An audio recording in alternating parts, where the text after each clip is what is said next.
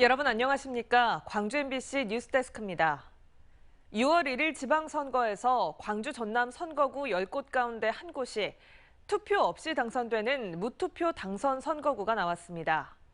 대안 세력의 부재로 인해 민주당 깃발을 꽂은 후보자들이 무혈 입성하게 된 건데요. 시민들의 참정권 침해는 물론 지방선거의 취지가 퇴색돼 대안 마련이 필요하다는 지적이 나오고 있습니다. 송정근 기자입니다. 광주 광산구민들은 이번 광산구청장을 뽑는 선거에서 투표를 할 수 없습니다. 더불어민주당 소속인 박병규 후보만 유일하게 후보자로 등록했기 때문입니다. 33만 명에 달하는 광산 유권자들이 후보자를 선택도 하지 못하는 사실상의 투표권 박탈을 당했습니다. 여기에 무투표 당선자는 선거운동도 할 수 없어 시민들이 공약을 접하기도 쉽지 않습니다. 그 사람을 위해서 나오고 나를 위해서 나오는 게 아니라 국민들을, 시민들을 위해서 나와서 헌신을 하겠다는 사람들이 없다는 게 이건 정말 안타까운 일이에요. 광산구처럼 이번에 무투표 당선이 된 기초자치단체장은 광주 전남에서 모두 3명, 광역의원까지 확대하면 모두 45명이 주민들의 선택을 받지 않고 당선됐습니다. 10명이 무투표 당선된 지난 지방선거에 비교해봐도 4배가 넘는 수입니다. 좀 공정하지 못한 것 같은데 뭐 독재도 아니고 원하면서 이제 민주당으로 계속 그렇게 그 정권을 계속 한다는 것도 좀 문제가 있는 것 같고요. 무투표 당선의 문제점은 또 있습니다. 무투표 당선이 가속화될수록 후보들이 지역민은 안중에도 안 두고 국회의원 줄서기와 당원 모집에만 열을 올리는 악순환이 되풀이될 가능성이 큽니다. 민주당 공천이 곧 당선이라는 그들만의 공천 선거가 되고 신인 정치인이 성장할 수 있는 토양이 형성되기도 어렵습니다. 때문에 최소한 찬반 투표라도 진행해서 해당 선거구민들이 단독 후보자들을 검증할 수 있는 방안을 검토해야 한다는 목소리도 나오고 있습니다. 최소한 찬반을 물을 수 있는 이런 제도의 보완 장치는 반드시 필요하다고 생각을 하고요. 그다음에 무엇보다도 이런 왜곡된 정치 질서를 좀 넘어설 수 있는 지역의 일꾼을 지역민이 뽑는다는 지방선거의 취지가 대안 세력 부재와 일당 독점 등으로 인해 그 의미가 퇴색해가고 있습니다. MBC 뉴스 송정근입니다. 광주 전남 무소속 연대 기초단체장 후보들은 6일 지방선거 민주당 후보 공천은 공정하지도 정의롭지도 못했다며 비판했습니다. 무소속 후보들은 촛불혁명으로 이룬 민주정부를 5년 만에 빼앗기고도 반성은커녕 자신의 사리 사욕만 채우려는 정치꾼들에게 회초리를 들어 심판해달라며 무소속 후보들에 대한 지지를 호소했습니다. 더불어민주당 광주 전남북 광역단체장 후보들이 민주당 혁신과 단합을 위한 공동성명을 발표했습니다. 강기정, 김영록, 김관영 광역단체장 후보는 국회에서 기자회견을 열어 호남에서부터 민주당 쇄신 의지를 분명히 하고 당의 단합을 촉구하고 주도해 나가겠다고 밝혔습니다. 또 윤석열 정부가 독주와 오만에 빠지지 않도록 야당의 역할을 다하겠다고 덧붙였습니다.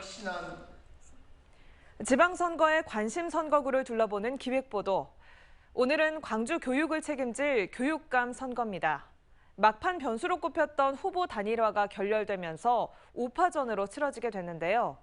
후보들은 내일부터 실시되는 사전투표를 앞두고 유권자들의 현명한 판단을 고대하고 있습니다. 한신구 기자의 보도입니다. 광주 교육감 선거에 나선 5명의 후보들은 모두 실력 광주 명성 회복과 4차 산업혁명 시대에 걸맞는 인재 양성, 그리고 교육 격차 해소 등을 공약으로 내놨습니다. 강동원 후보는 정치권과 닮은 교육 기득권을 깨트리는 선거혁명, 교육 대혁명을 통해서 광주 교육 풍토와 위기를 바로잡고 실력 교육의 토대도 놓겠다고 밝혔습니다. 이번 선거는 선거혁명이라고 생각합니다. 선거혁명을 통해서 교육혁명을 일으키고 교육혁명이 청소년 교육을 바르게 잡는 길이 되리라 믿습니다. 박혜자 후보는 위기의 광주 교육을 되살리기 위해서는 현장 경험만이 아닌 다양한 경험이 필요하고 민주개혁 세력과 진보 세력이 힘을 합쳐 수구 보수 교육의 부활을 막아내야 한다며 거듭 후보 간 단일화를 촉구했습니다. 미래교육으로의 한 단계 도약, 이 시점에서 누가 빠르게 미래교육의 전문성을 가지고 끌어갈 수 있느냐 하는 것은 유권자분들께서 제대로 한번 살펴주셔야 한다.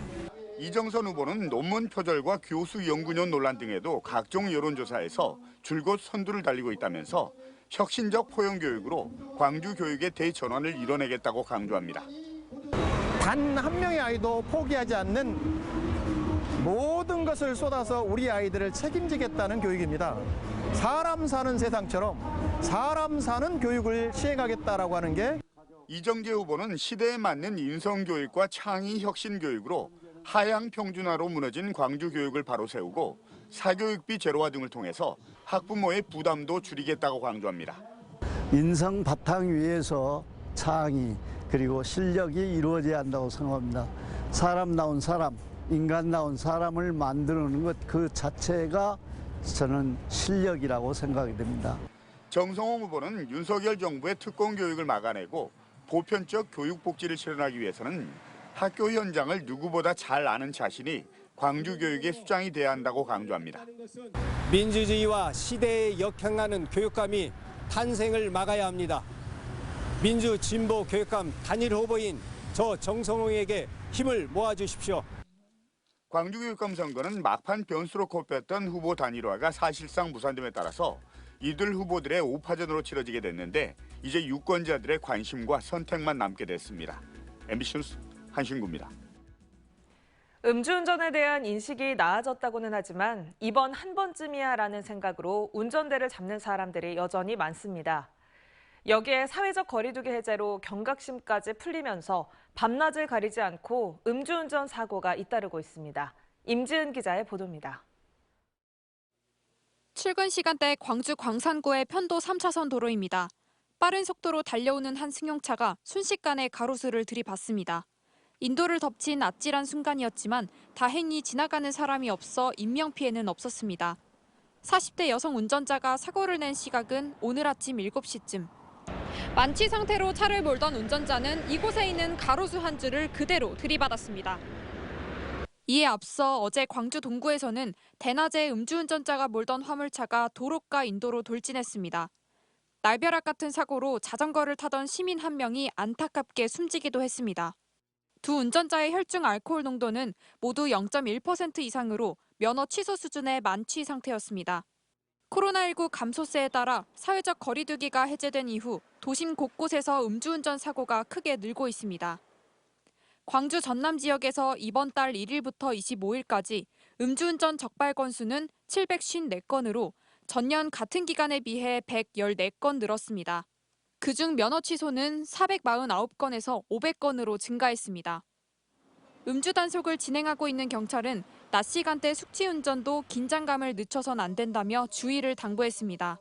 영업 제한 시간이 풀리면서 새벽 시간까지 술을 마시다 보면 숙취 운전으로 인한 교통사고 위험성이 매우 높을 수밖에 없습니다. 차를 두고 대중교통을 이용하는 것을 당부드리겠습니다. 광주 도심에서 밤낮을 가리지 않고 음주운전 사고가 발생하면서 경찰은 사전 예고 없이 이동식 음주 단속을 강화해 가기로 했습니다. MBC 뉴스 임지은입니다. 지난 13년 동안 이어졌던 소방공무원 미지급 초과근무 수당 관련 소송이 마무리됐습니다. 전라남도와 소방관들은 법원의 화해 결정 권고를 따르기로 하면서 진행 중이던 모든 소송도 중단하기로 했습니다. 양정은 기자입니다. 화재 현장, 재난 현장 등 각종 위험 상황 최일선에 나서고 있는 소방공무원들. 열악한 근무 환경과 장시간 근무에도 초과 근무 수당을 제대로 보상받지 못했습니다. 전남 소방공무원 423명은 지난 2009년 초과 근무 수당 청구 소송을 제기했고 법원은 3년 만에 전라남도가 소방공무원들에게 미지급 초과 근무 수당 120억 원을 지급하라고 판결했습니다. 2심도 같은 판단.